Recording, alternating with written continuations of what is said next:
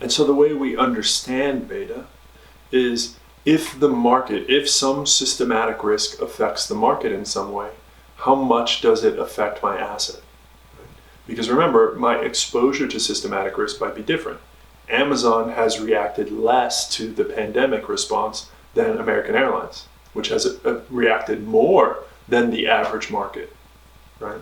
So we say, if something has affected the market by 10%, what does that effect have on the asset return? And you can see a quick example of this here. Okay, so just here a short discussion about beta, right? Where beta is equal to the percentage change in the asset return divided by the percentage change in the market return.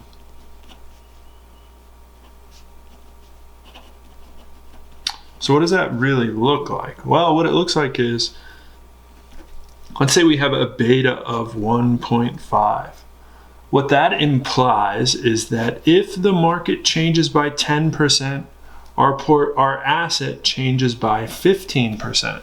So if the market goes up by 10%, our asset goes up by 15. If the market falls by 10%, our asset falls by 15.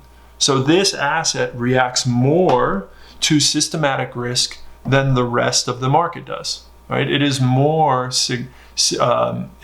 affected by things that affect the entire market. And you can think about things like mostly like luxury goods that fall into that category. On the other hand, if my beta is 0.5, then that means if the market goes up by 10%, my asset goes up by only 5%. And likewise, if the market falls by 10, my asset only falls by 5. All right, so this is an asset that reacts less strongly than the average firm in the market to systematic risk events. Right? This is a necessary good. And if my beta is 1, then my asset reacts in exactly the same way as the average firm. If the average firm in the market goes up by 10, so does my asset. And if the average firm in the market goes down by 10, so does my asset. Right? So by definition, a beta of 1 means that we have the perfectly average firm. Right? Now, we do know for certain that there is one asset that will always have a beta of 1, and that asset is the market portfolio. Because, by definition, the market portfolio is a portfolio of all the stocks in the market. So this perfectly mimics the market. And that means what we have is the market return divided by the market return, which must be 1. Okay. So by definition, we know that the market portfolio has a beta of 1.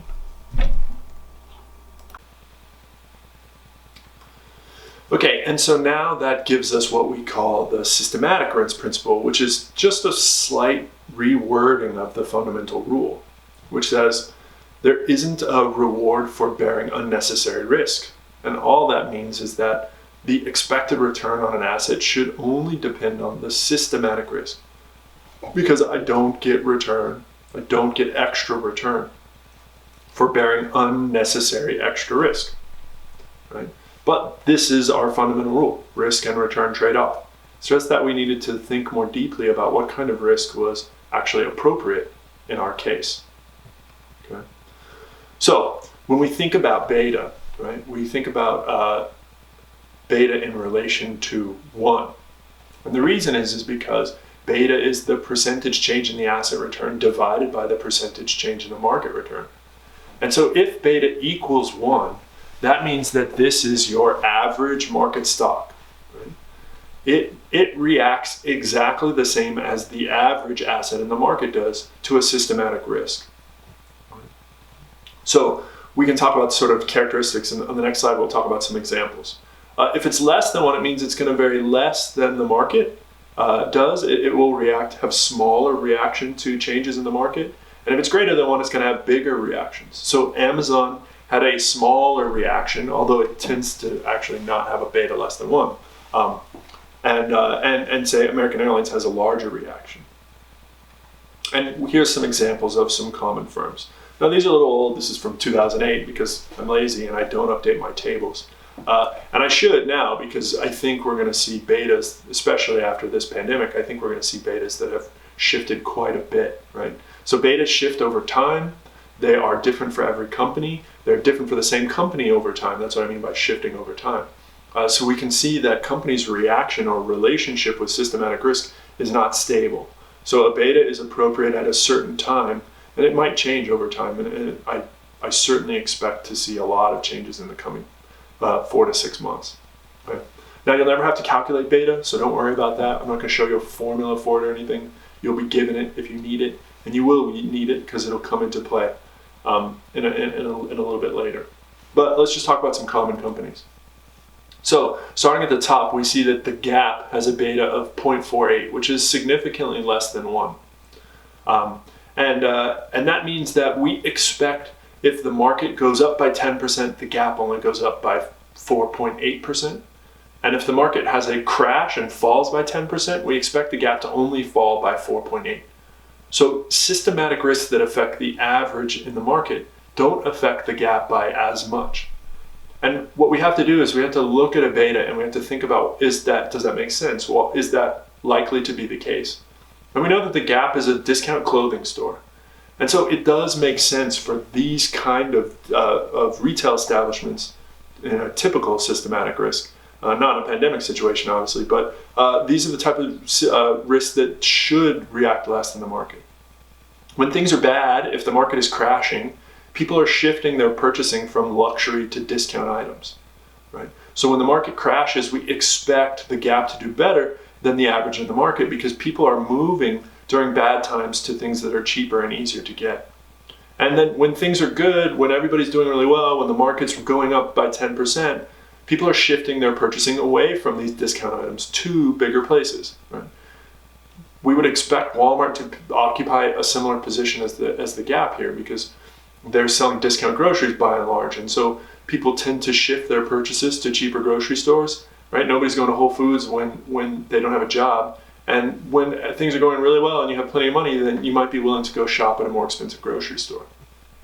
But likewise, we see, say, Coca-Cola and 3M occupying positions of betas that are significantly less than 1. And these are for slightly different reasons, right? Coca-Cola, because Coca-Cola sells products that aren't really that affected by the market in general, right? In instance, if you drink Coke as your source of caffeine or just because you like to drink soda, you aren't likely to buy more soda if you get a raise, right? You're not, just because you got a raise or the market's doing well, you don't go out and buy 3 times the amount of Coke and store it in your garage. And when the market crashes, you typically don't give up drinking Coke, right? You just, you might buy a little less, but probably you don't even do that, right? You just buy the same amount of Coke that you've always bought, right? It's not generally affected by that. Now you might stop buying other things that Coca-Cola sells, but typically we think that anything like this, particularly things that have an addictive quality, caffeine, cigarettes, we don't see them moving that much when the market moves, right? So we say they have a small exposure to systematic risk that affects the market. Now 3M just sells so many things that every company in the every company in the world uses, and you can bet that they're having a pretty good response to the pandemic since they sell all the personal protective equipment that everybody wants to buy. We don't expect people to buy more, right? 3M sells Scotch tape and N95 masks and all that stuff. You don't buy more when times are good or less when times are bad. You just buy what you need when you need it, right? Things would have to be really, really bad for firms not to buy Staples and Scotch tape. And things probably I don't think there's a situation where things are so good that everybody's stockpiling Scotch tape, although, who knows, people are stockpiling toilet paper. So you guess you could have something like that. Then we have, say, like ExxonMobil. That's right close to 1, right? So we're saying that ExxonMobil reacts about the same as the average firm in the market. If there's a systematic risk event that affects the market and it causes the market to go up by 10%, ExxonMobil goes up by 11.4. And if it falls by 10%, ExxonMobil falls by 11.4. So a little bit more risky than the market average firm in the market, but not much. And that should make sense, hopefully. ExxonMobil is the biggest oil company in the world, and the economy more or less runs on oil. Everything is delivered, everything that's transported, every individual that transports themselves, all does so using oil. And so oil is completely intrinsically tied to every action in the market. And that means that it almost reacts the same as anything else in the market. If things are going really well, there are more deliveries, more flights, more road trips, more cars being sold. If things are going poorly, all the opposite is true. Right? So we expect ExxonMobil to be right in line with the average in the market. And then we can see firms like eBay and Google up here being much more reactive, much more responsive to systematic risk events than the average firm in the market. Look at Google, 2.6. That means if the market goes up by 10%, we expect Google to go up by 26%. And when the market falls by 10%, we expect a fall of 26% for Google. That's pretty significant in terms of variation and in terms of the response to risk. But again, that makes sense if you think about what Google really does in terms of profit, right? We know that Google does all kinds of things other than their main business, but their main business, their main profit is advertising. Google sells ads. They sell them on every single website in the world, more or less. And their only competitor really in that entire space is Facebook. And ads are one of the things that react most significantly to systematic risk, right? When times are good, all kinds of new businesses are being started. Businesses are competing for market share, for customer attention. They're advertising like crazy. When things are bad, advertising budget is usually the first thing to get cut. It's the easiest thing to stop spending on right away. And if companies are knowing that individuals aren't purchasing stuff, then they're cutting their ad spending. And we've seen that happen in a big way during the pandemic. Ad spending has taken a nosedive. And it's understandable. If you're trying to skimp and save money to pay your employees, to keep them on the payroll, to keep your business afloat, ad spending seems like a superfluous cost. Right? So this is how we interpret beta. This is how we think about beta. And here's a simple example. It's not something that will work, right? I just want to reinforce the difference between total risk and systematic risk, and reinforce that we can have a situation where companies have more total risk and lower systematic risk, and vice versa, right? So look at these two companies. We got Security C, they have a standard deviation, that's total risk of 20%, and a beta of 1.25. Whereas Security K has a total risk, standard deviation of 30%, and a beta of 0.95. So here we have a stock, an asset that has a higher total risk, K, and a lower systematic risk exposure, right? So what is that? How do we understand a company like that?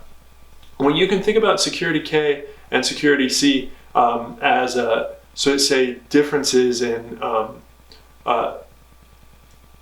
company style, right? So for instance, K might be a company like SpaceX that has a ton of unique risk. So its total risk is really high because, of course, SpaceX is flying rockets to the space station and maybe possibly to the moon. And there is a ton of unique risk involved in that. But they also are a company that operates completely on government contracts that are planned out years and years in advance. So their exposure to systematic risk in the market is actually pretty low. Once those contracts are locked in, they're locked in. And so they're not going to be that affected by good or bad swings in the market. So they simultaneously have high total risk and low systematic risk. And then that, of course, could be different for different firms.